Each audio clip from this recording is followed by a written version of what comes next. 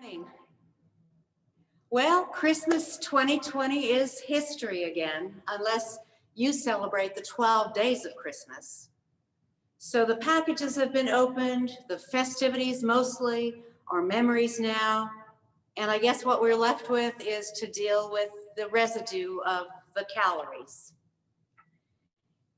Remember those gifts that were elegant, beautifully wrapped, just perfect.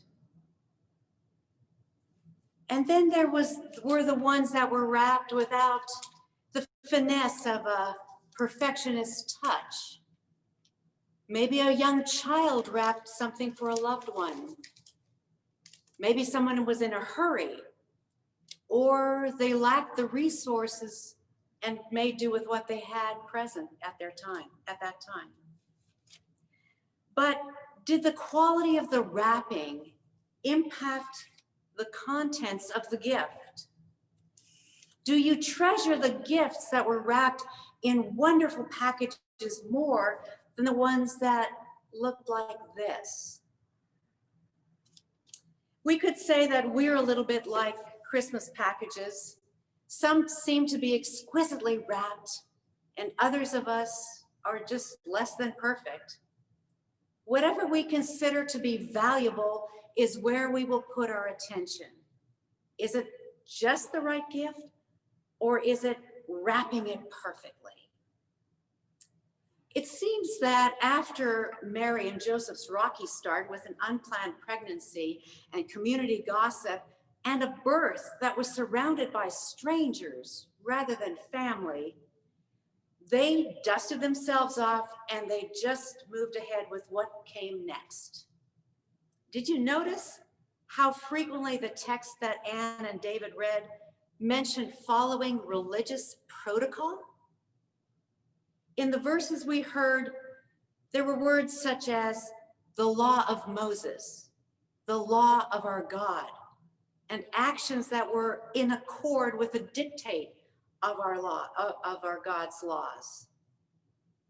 They followed the law precisely when it came to offering Jesus for dedication, essentially making sure that all the bases were covered for this child that was born into the Hebrew faith community. There were laws pertaining to every occurrence within the Hebrew community, roughly falling into the categories of civil, ceremonial, and moral laws. So the ceremony that was fulfilled on the 40th day after the birth of a firstborn son is what this passage deals with. I can imagine Mary and Joseph thinking they would simply take Jesus to the temple, pay their dues, quite literally, and be done with that and be on their way. That would have been a neat package, finished, done.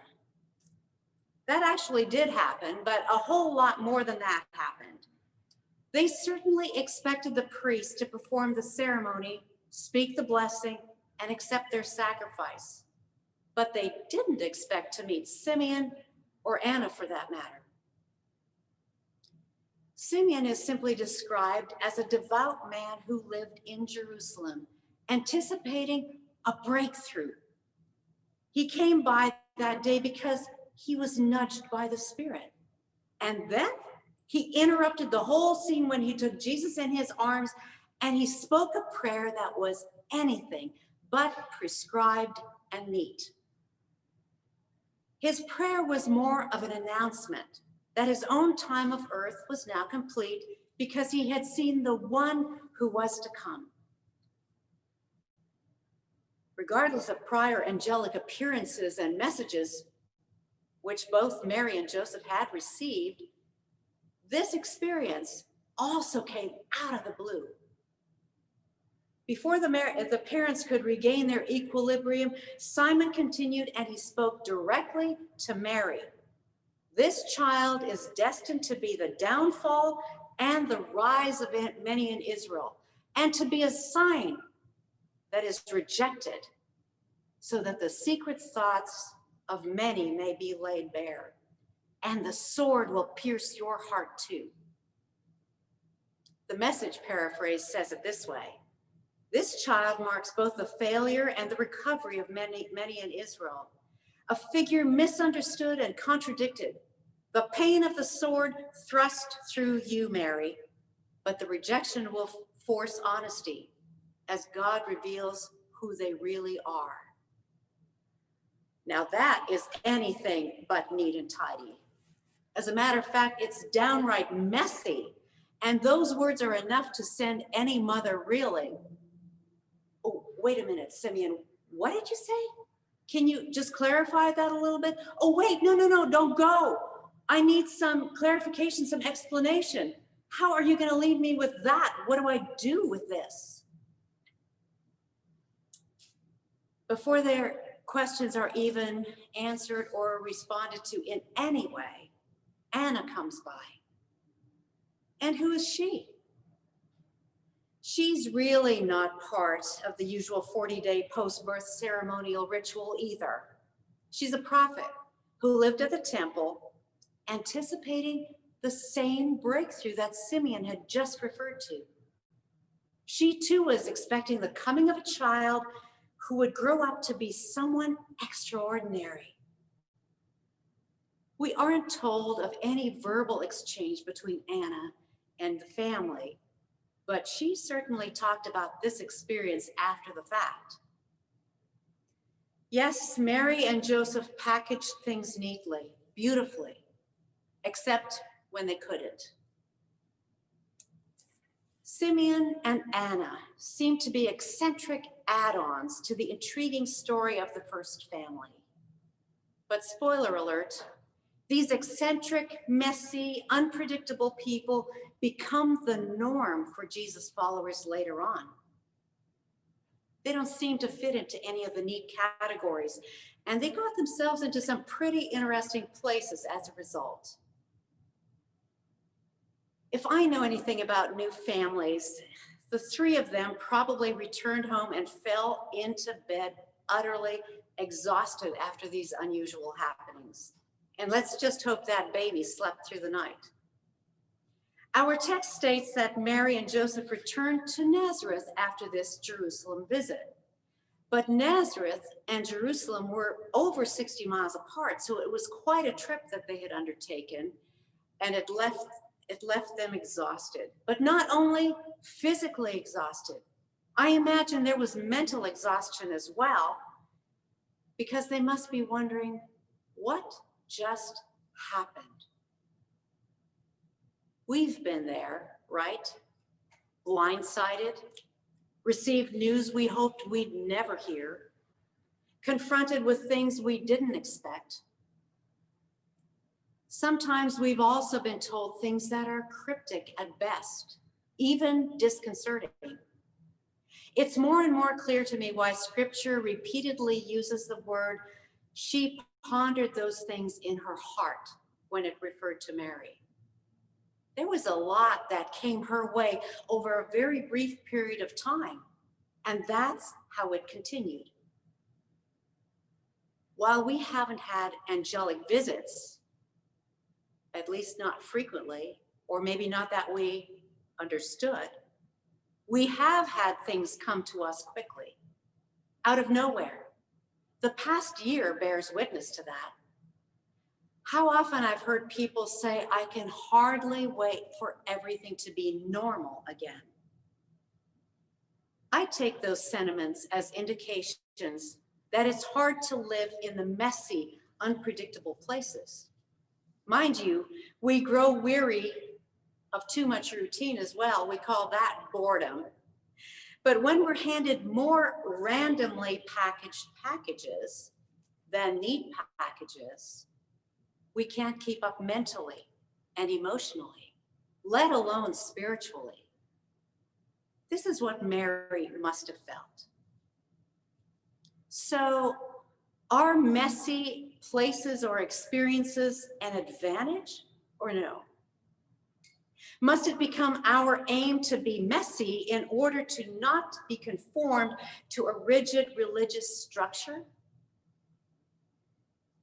Bill Bradbury, a former Episcopalian rector, writes, Mary and Joseph were raising their child inside the womb of Judaism.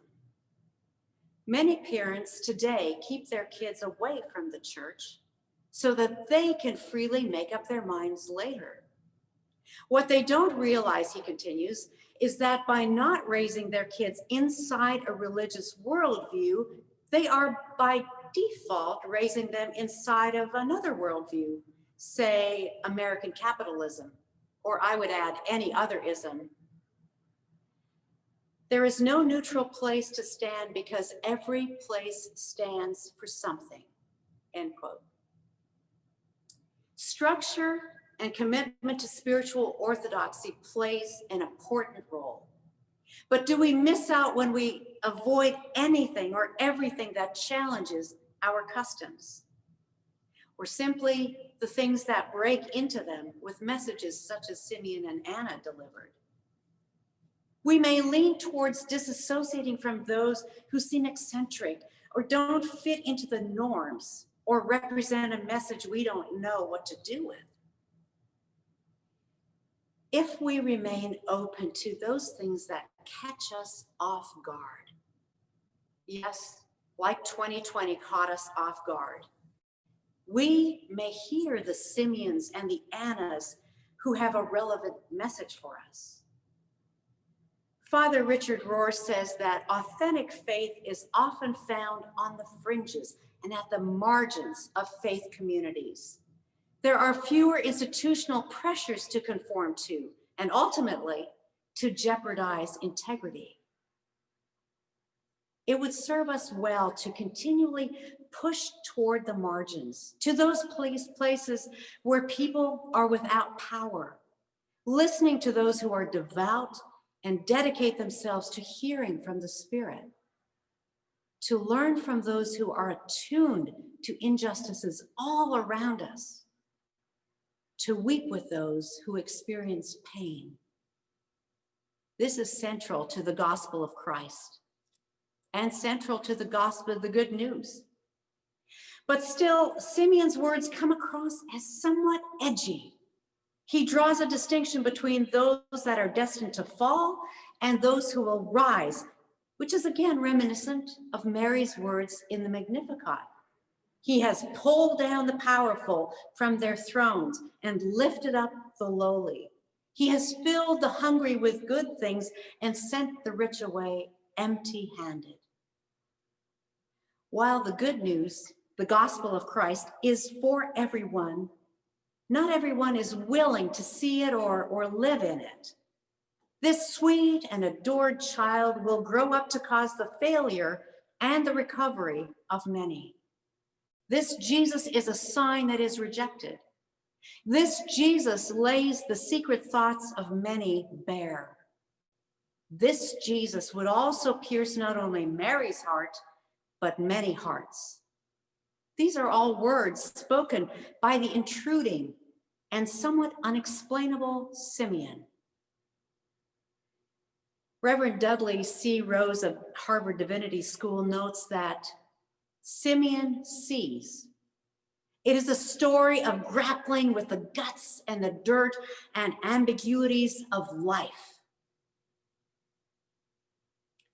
It is soothing to celebrate the birth of Jesus, the bringer of peace, the herald of joy, the embodiment of love. But every cute baby grows up. Even though Mary and Joseph raised Jesus in a strong Jewish environment, they had no control over how he would respond to it. And respond he did. He did not reject that framework, but he challenged it to the core. Because he did, his life and radical message of life was not always appreciated. His presence within the fabric of the Hebrew community, as well as the community under Roman rule, was controversial. And as this text states, God revealed who people really were. I believe the same thing happens today. While we look for, long for, work towards the neat package of unity, the message of Jesus has unsettling qualities to it. It's messy. The corners are frayed, tattered. Our neat packages that we so value may consist of order, predictability, looking respectable, being in control of outcomes, maybe even people. But the gospel of Christ is about letting go, allowing ourselves to fall, loosening our grip. This is not bred into us in our individualistic society that applauds us when we need nobody and nothing. The messiness of the gospel of Christ calls us to let go of our need to appear together, capable, taking every challenge in stride. We can be vulnerable, just as the Christ child was when he was laid in that manger after his birth, as the grown Christ was when he offended religious power brokers, just as the wounded Christ was when he ultimately was condemned to die as a criminal. Our laying aside neat packaging in favor of vulnerability may not take us to these extreme places, but it may. It may also show itself in an openness to listen to the Simeons and the Annas who surface in our circles. It may show itself in our willingness to share our hopes and our dreams with each other, in daring to allow our true selves to be revealed. It may show itself in our compassion for ourselves and for others as we individually and collectively find our way through messy, terrifying, confusing times. Our neat packages will begin to show some wear and tear, and it's a good thing.